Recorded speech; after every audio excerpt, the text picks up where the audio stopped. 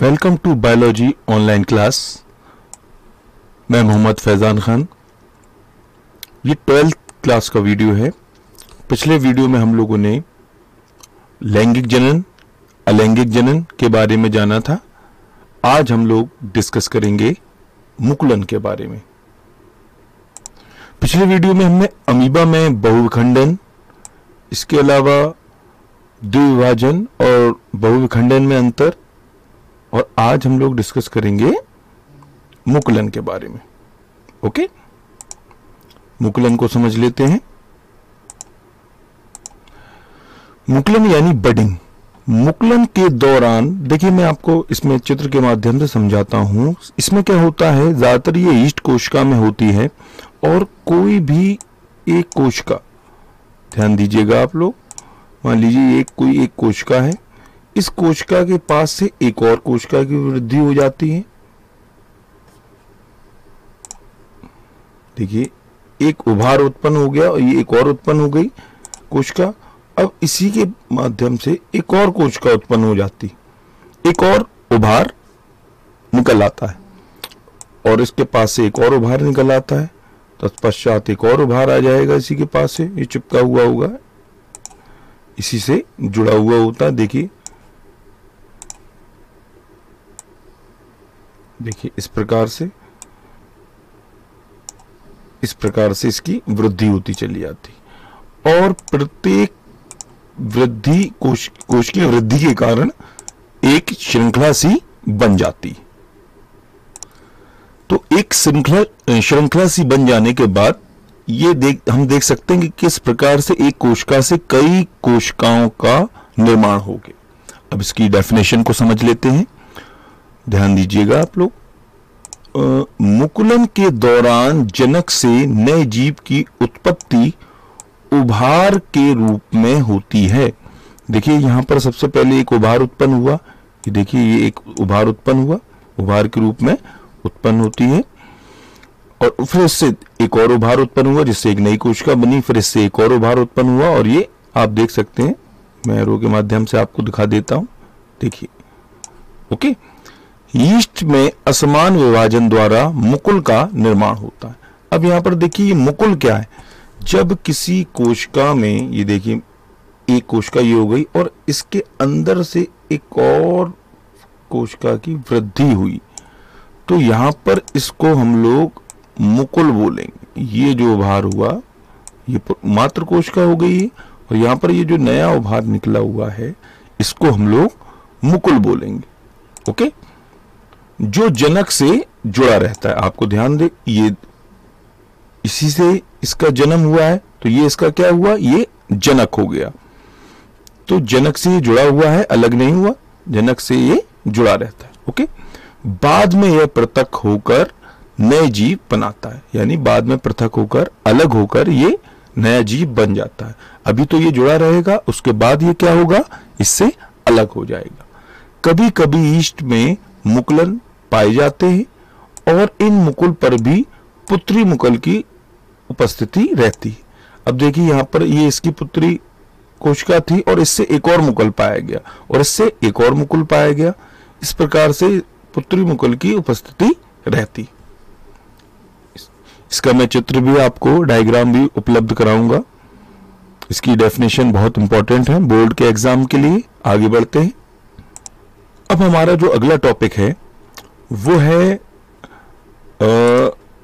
द्विविखंडन तथा मुकुलन में अंतर। द्विविखंडन का जो मेरा पिछला वीडियो था, मैंने आपको द्विविखंडन के बारे में बताया था, जिसमें एक जनक से दो संतानें उत्पन्न होती। मुकुल मैंने आज की वीडियो में आपको समझा दिया। तो दोनों की डेफिनेशन को समझकर ही लिखना आपका अंतर हो जाएगा, लेकिन फिर भी इसको हम लोग सिंपल तरीके से समझ लेते हैं। देखिए, इसमें कुछ अंतर है, पहला, दूसरा,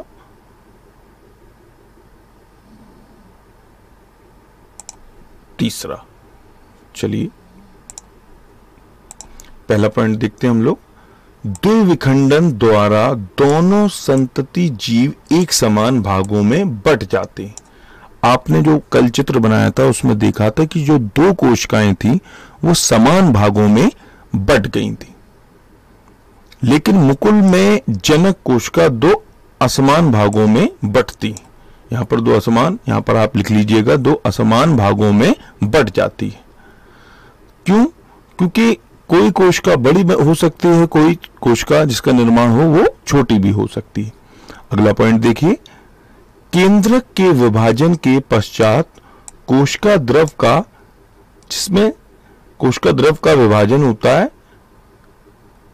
अब पहले इसमें केंद्रक का विभाजन होगा, उसके पश्चात कोशिका का विभाजन होगा। आप लोग उसके आगे लिख लीजिएगा, मैं बोल रहा हूं केंद्रक के विभाजन के पश्चात कोशिका द्रव का विभाजन होता है। ठीक है।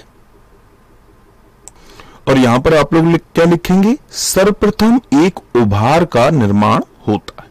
यहां आप लोग लिखेंगे केंद्रक के विभाजन के पश्चात कोशिका द्रव का निर्माण होता है, और यहां पर लिखेंगे सर्वप्रथम एक उभार का निर्माण होता है। आगे बढ़ते हैं, तीसरा पॉइंट देखते हैं।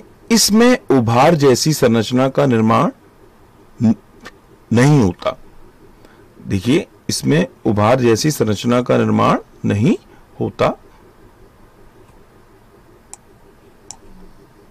और इसमें मुकुल के निर्माण छोटे से उभार से होते हैं। इसमें मुकुल का निर्माण होता है और छोटे से निर्माण से होते हैं। धीरे धीरे धीरे धीरे वो उभार बढ़ते चले जाते हैं और नई कोशिका का निर्माण हो जाता है। और लास्ट पॉइंट हम लोग देखते हैं, चौथा, फोर्थ नंबर, जनक कोशिका का अस्तित्व समाप्त हो जाता है। ध्यान दीजिएगा, जनक कोशिका का अस्तित्व समाप्त हो जाता है। देखिए, पहले एक कोशिका थी, उसके बाद दो कोशिकाएं बनी, तो उसका पहली जो कोशिका था उसका अस्तित्व समाप्त हो गया, लेकिन इसमें जनक कोशिका का अस्तित्व बना रहता है। समझ लेते हैं अभी हम लोग। अब देखिए, आप लोगों को मैंने यहां पर एक चित्र बनाया है, इसमें दिखाई दे रहा होगा, आपको स्पष्ट दिखाई दे रहा होगा कि देखिए जनक कोशिका का अस्तित्व समाप्त हो जाता है। अब वो ऐसा कैसे होता है ये समझिए। देखिए, पहले एक कोशिका थी और जब द्विविखंडन हुआ तो इसमें से देखिए इसका केंद्रक का विभाजन हो रहा है। ये केंद्रक है, इसके केंद्रक का विभाजन होगा। देखिए एक बट रहा है और इसका शरीर भी दो भागों में बट रहा है। इसके बाद देखिए इस भाग से इस कोशिका का निर्माण हुआ और इस भाग से इस कोशिका का निर्माण हुआ। ये दो कोशिकाएं हमें प्राप्त हो गई। तो जनक कोशिका का अस्तित्व समाप्त हो जाता है। जनक कोशिका कौन सी है? ये जनक कोशिका है। और इसका क्या हुआ? इसका अस्तित्व समाप्त हो गया। ये अब नहीं है, सिर्फ संतानें हमें प्राप्त हुई। ओके। लेकिन जब ये हम लोग बडिंग को समझते हैं, यानी मुकुलन को समझते हैं, इसमें क्या हुआ? ये जनक कोशिका है, ये पहली जो कोशिका, ये जनक कोशिका, इससे इसका निर्माण हुआ मुकुल के रूप में, उभार के रूप में। इसके बाद इस कोशिका का निर्माण हुआ। इसके बाद इस कोशिका से दो उभार निकले, एक ये कोशिका निकली और एक ये कोशिका निकली। तो हम देखते हैं कि इसमें मात्र कोशिका भी है और इसका अस्तित्व भी बना हुआ है, यानी जनक कोशिका का अस्तित्व बना रहता है। मैं आशा करता हूं आपको ये टॉपिक समझ में आया होगा। एक टॉपिक हम लोग और समझते हैं आज, कलिका, छोटा सा टॉपिक है। कभी कभी पादपों की पत्तियां व तने के अग्रभाग पर बहुकोशिकीय हरे रंग की रचनाएं निकलती हैं, जो कलिका कहलाती हैं। अब ध्यान देने वाली बात यह है कि पादपों की पत्तियों व तने, एक कोई पौधा है और उसकी पत्तियों पर ध्यान दीजिएगा आप लोग,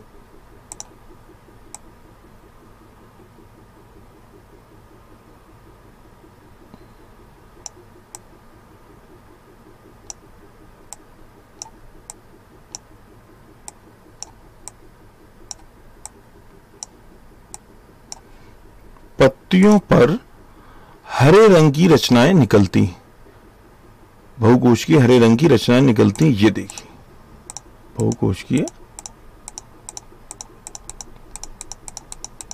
हरे रंग की रचनाएं निकलती हैं, जो क्या कहलाती हैं? जो कलिका कहलाती हैं। ये कलिकाएं मात्र यहां पर आप लोग कौन सा लिखेंगे? मात्र कोशिकाएं वाला, ये वाला मात्र, ये वाला मात्र लिखेंगे आप लोग।